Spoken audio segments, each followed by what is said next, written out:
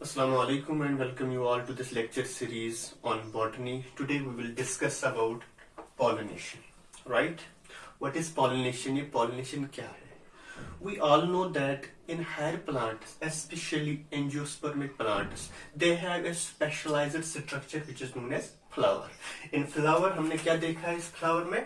There are two types of parts. One non-essential part that is sepal and colored one that is petal. This is sepal and this is petal. In addition to these two whorls, there are two essential whorls which are known as one is androecium and second is gynoecium. Right? This androecium produces a male gamete bearing organ that is known as anther, or it produces anthers in which there are embedded pollens. इस androecium से क्या बन जाते हैं? Pollens develop हो जाते हैं. क्या होते हैं डेवलप? पोलन्स. और इस गाइनोशियम के इंटीरियर में एक स्ट्रक्चर होता है जिसको ओव्यूल कहते हैं, और उस ओव्यूल के अंदर एक स्ट्रक्चर होता है जिसको हम क्या कहते हैं? Embryo sac. और उसी एम्ब्रियो सैक में एक सेल होती है जिसको हम क्या कहते हैं? Egg cell. इसमें होती है फिर एम्ब्रियो सैक, और एम्ब्रियो सैक के अंदर एक सेल होती है जिसको हम कहते हैं एग सेल. अब ये पोलन कैसे इस एग सेल तक पहुंचेगा, उस फिनोमिना, उस मैकेनिज्म को, उस ट्रांसफर मैकेनिज्म को हम क्या कहते हैं? Pollination. What is now pollination? Transfer of pollens from male gamete bearing organ और male reproductive organ to the female reproductive organ is known as pollination. Right? Simply, it is a transfer of pollens from anther to the stigmatic surface of female reproductive part. Right? This is known as pollination. ये जो pollination है, usually देखा गया है कि pollination to celled stage पे होती है. Pollination occurs usually at two celled stage. Right? दो सेलेड स्टेज. जब पोलन्स दो सेल्स बन जाती हैं और उसी स्टेज पे यहां से डेस होके ये बाहर निकलते हैं, और बाहर निकल के कोशिश करते हैं स्टिग्मेटिक सरफेस पे पहुंचे, वहां जर्मिनेट होके यहां एग को फर्टिलाइज करते हैं. ठीक, that is why we call it as usually occurs at two celled stage. कभी ये थ्री सेलेड स्टेज पे भी होता है. दैट मीन्स इसमें एक ट्यूब सेल होती है और ये जो जनरेटिव सेल है इसको दो गैमीट्स बन जाते हैं, टू मेल गैमीट्स. वो लेटर ऑन फ्यूज करते हैं एग और पोलर न्यूक्लियस के साथ. अब जो ये पॉलिनेशन है ये दो broadly grouped into two categories. One is self pollination, second is cross pollination. What is self pollination? Self pollination क्या है? सेल्फ पॉलिनेशन वो मैकेनिज्म है, अगर आपके सामने एक प्लांट रखेंगे और उस प्लांट के ऊपर एक फ्लावर होगा और वो फ्लावर कंप्लीट होगा. किस फ्लावर को हम कंप्लीट कहते हैं? जिसके पास सेपल भी हो, जिसके पास पेटल भी हो, जिसके पास एंड्रोशियम भी हो, जिसके पास गाइनोशियम भी हो. और साथ साथ ये जो एंड्रोशियम और गाइनोशियम दोनों एट ए टाइम मैच्योर हो जाए. क्या हो जाए? मैच्योर हो जाए. जब मैच्योर दोनों एट ए टाइम हो जाएंगे तो यहां से पोलन्स भी बन जाएंगे और साथ साथ यहां से एग भी डेवलप होगा. तो क्या होगा? ये पोलन जो यहां से एंड्रोशियम में बना वो पोलन ट्रांसफर होके सेम स्टिग्मेटिक सरफेस पे गिर जाएगा. जब इस स्टिग्मेटिक सरफेस पे गिर जाएगा तो यहां जर्मिनेट होके पहुंच जाएगा किसके पास? एग सेल के पास. वहां फर्टिलाइजेशन होगी. What is self pollination? The phenomena in which male gamete or pollens from the anther to the stigmatic surface of the flower of same plant, that is transfer. What is self pollination? The phenomena of transfer of pollens from the anther to the stigmatic surface of the same plant. अब इस broadly ये दो types है. आपने देखे होंगे कि कुछ प्लांट्स में कुछ टहनियों पे मेल फ्लावर्स डेवलप होते हैं, कुछ टहनियों पे फीमेल फ्लावर्स डेवलप होते हैं. और इन कंट्रास्ट कुछ ऐसे प्लांट्स भी जो डोमिनेंट प्लांट्स होते हैं वो कंप्लीट फ्लावर्स डेवलप करते हैं जिसमें मेल रिप्रोडक्टिव ऑर्गन भी होता है, फीमेल रिप्रोडक्टिव ऑर्गन भी होता है. राइट? उस बेस पे इस सेल्फ पॉलिनेशन को दो ग्रुप्स में डिवाइड किया है. One is known as autogamy. Auto means self, gamy means fusion. उन प्लांट्स में पाया जाता है जिनके ऊपर कंप्लीट फ्लावर्स होते हैं. कंप्लीट फ्लावर्स होने के साथ साथ रिप्रोडक्टिव पार्ट्स मैच्योर हो जाते हैं सेम टाइम पे. What is autogamy? जब एंथर से, सेम एंथर से होके पोलन्स निकलेंगे, वो पोलन्स ड्रॉप होंगे सेम स्टिग्मेटिक सरफेस, उसी फ्लावर के स्टिग्मेटिक सरफेस पे, वहां से जर्मिनेट होके क्या करेंगे, एग को फर्टिलाइज। तो उस फिनोमिना को, उस कंडीशन को हम क्या कहते हैं, autogamy. Autogamy is now and transfer of anther to the stigmatic surface of same flower, उसी फ्लावर के स्टिग्मेटिक सरफेस पे गिरकर फर्टिलाइजेशन करना, उस फिनोमिना को हम क्या कहते हैं, ऑटोगैमी। इन कंट्रास्ट दूसरा है गिटिनोगैमी, दूसरा है गिटिनोगैमी। उसमें क्या होता है कि एक साइड अगर ये प्लांट है, प्लांट के ऊपर यहाँ मेल फ्लावर्स डेवलप होते, दिस इज मेल फ्लावर, इसके पास सिर्फ एंड्रोशियम होगा, यहाँ से फीमेल फ्लावर्स डेवलप होंगे तो इसके पास गाइनोशियम होगा। यहाँ मैच्योर होगा एंथरलोब और एंथरलोब में पोलन्स निकलेंगे, ठीक। और दूसरे जो फ्लावर्स दूसरे टहनियों पे है वहां गाइनोशियम बन जाएगा, गाइनोशियम के अंदर क्या, एम्ब्रियो सैक डेवलप होगा। ना ये कंप्लीट फ्लावर है ना ये कंप्लीट फ्लावर है, राइट। ना क्या होगा, ये पोलन्स यहां से होके मूव करेंगे और जाएंगे इस स्टिग्मेटिक सरफेस पे, मगर प्लांट एक ही है।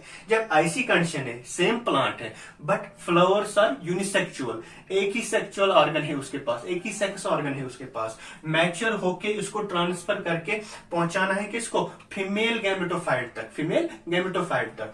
ये भी सेल्फ पॉलिनेशन है क्योंकि एक ही प्लांट के फ्लावर्स है मगर different flowers of same plant. Transfer of pollen from the anther to the stigmatic surface of other flower of same plant is known as geitonogamy. What is difference now? Autogamy और geitonogamy में क्या है फर्क? एक तरफ एक plant है, इसके अंदर एक फ्लावर है, इसमें एंड्रोशियम भी होगा, एंड्रोशियम भी होगा, इसके पास गाइनोशियम भी होगा। एंड्रोशियम में पोलन्स मैच्योर होंगे, गाइनोशियम में एम्ब्रियो सैक डेवलप होगा। एट सेम टाइम, जब दोनों सेम टाइम पे मैच्योर हो जाएंगे, यहां से पोलन्स निकल के इस एग सैक को फर्टिलाइज करेगा। तो ऐसी कंडीशन को ऑटो मीन्स सेल अपने ही फ्लावर के दूसरे हिस्से को, एग को फर्टिलाइज करता है, that is known as autogamy. और इन कंट्रास्ट आप देखते हो एक ही प्लांट है मगर इसके ऊपर फ्लावर्स जो होते हैं वो यूनिसेक्सुअल फ्लावर्स होते हैं। एक मेल फ्लावर होता है, एक दूसरा फीमेल फ्लावर होता है। मेल फ्लावर्स में पोलन्स बन जाते हैं और फीमेल फ्लावर्स में एम्ब्रियो सैक डेवलप होता है। जब सेम टाइम पे ये डेवलप होते हैं, यहां से पोलन्स उठ के अपने ही प्लांट के दूसरे फीमेल फ्लावर को फर्टिलाइज करता है, उस कंडीशन को हम क्या कहते हैं, geitonogamy. Now that is broadly we can say that self pollination is usually of two types, one is autogamy and second is गिटिनोगैमी।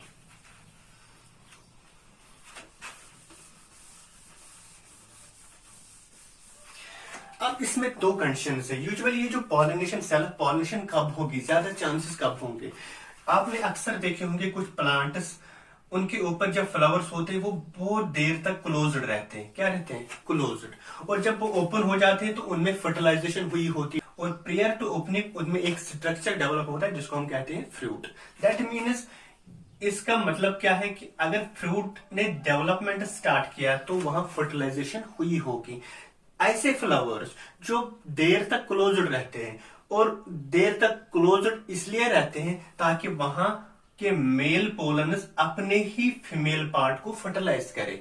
उस कंडीशन को, जब फ्लावर्स क्लोज्ड रहे तो ताकि सेल्फ पॉलिनेशन हो, उस कंडीशन को हम क्या कहते हैं, that is known as cleistogamy. That is known as cleistogamy, right? What is cleistogamy?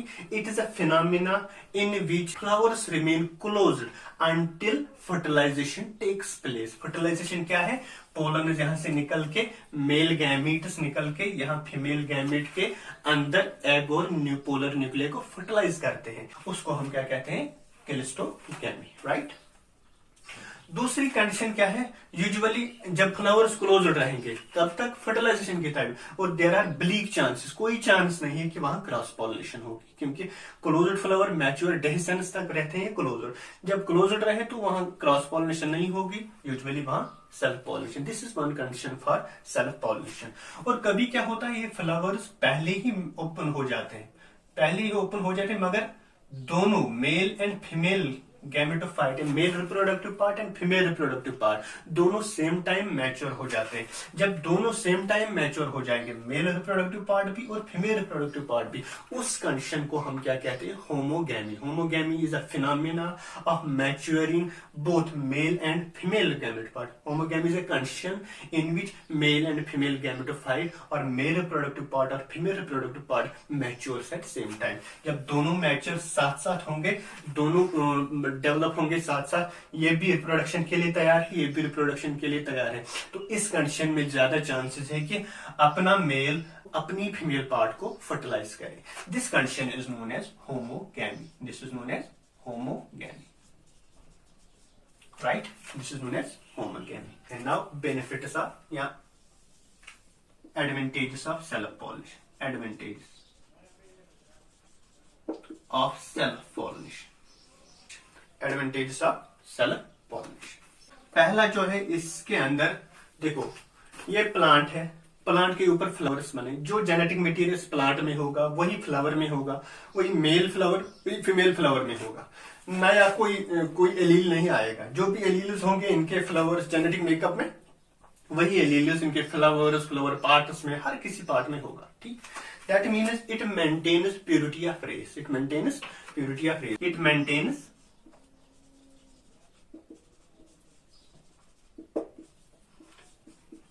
Purity of race, right? दूसरा क्या है? जब मेल फ्यूज हो जाता है फीमेल के साथ, यहां भी जीनोटाइप होता है, यहां इसका भी जीनोटाइप होता है। अगर कुछ एलील्स ऐसे होते हैं जब वो होमोजाइगस कंडीशन में आते हैं, जब होमोजाइगस कंडीशन में आते हैं तो वो they are lethal. Lethal means उसकी वजह से डेथ होती है ऑफस्प्रिंग की, या अबॉर्ट हो जाता है सीड, या एम्ब्रियो अबॉर्ट हो जाता है। That means they are lethal. इसका जेनेटिक मटेरियल भी सेम, इसका भी जेनेटिक मटेरियल सेम। इसके अंदर भी अगर एक फॉरेन स्टेनस ए एलील होगा और इसके अंदर भी वही एलील होगा, तो ये दो आएंगे सेम। जब फ्यूजन होगा तो इसमें भी ए डैश आएगा। मगर जब ये रिसेसिव एलील होमोजाइगस कंडीशन में आते हैं तो ये बन जाते हैं लीथल, ये एम्ब्रियो को अबॉर्ट करते हैं। दैट मीन्स इसकी वजह से जब ऐसी कंडीशन होगी तो नेक्स्ट जनरेशन में ये वाले सीड्स डेवलप नहीं होंगे जिनके अंदर ए डैश वाला होगा। That means it remove lethal recessive alleles. Self pollination removes lethal recessive alleles।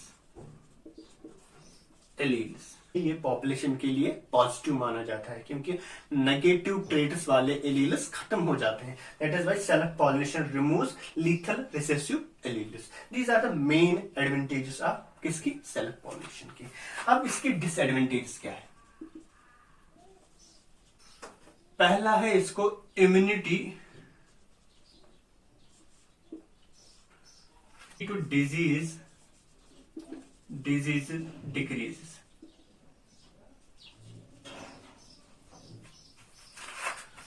अब प्लांट सेम है, प्लांट को कोई बीमारी लग गई, वो मेल पार्ट में भी होगी फीमेल पार्ट में भी होगी।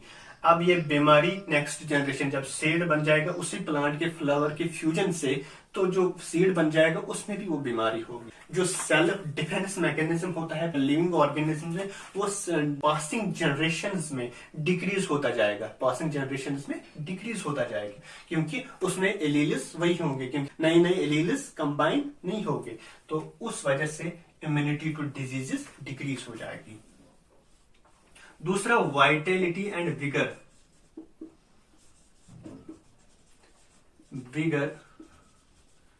डिक्रीजेस। जब कंटिन्यूसली सेल्फ पॉलिनेशन होगी तो नए नए एलील्स नहीं आएंगे इस पॉपुलेशन में। जब नई एलील्स नहीं आएंगे तो ये वुल्नरेबल बन जाते हैं टू डिफरेंट डिजीजेस और ये वीक होता जाता है। ठीक, that means by Vitality and vigour decreases. इसकी वाइटलिटी और विगर डिक्रीज हो जाती है। जो सेल्फ पॉलिनेटिंग प्लांट्स होते हैं इनमें ये सलाहियत नहीं होती है कि ये अडेप्ट करे चेंजिंग एनवायरनमेंट में। चेंजिंग एनवायरनमेंट में क्यों? इसके पास वो एलील्स नहीं होते जो दूसरी जगह से आते हैं। ठीक, तो इसमें क्या है? They are less adaptable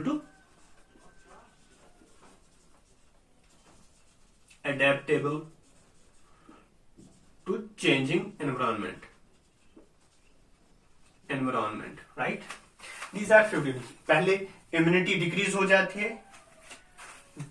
immunity to diseases decrease हो जाती है। सेकंड, वाइटलिटी एंड विगर कम हो जाती है इसमें।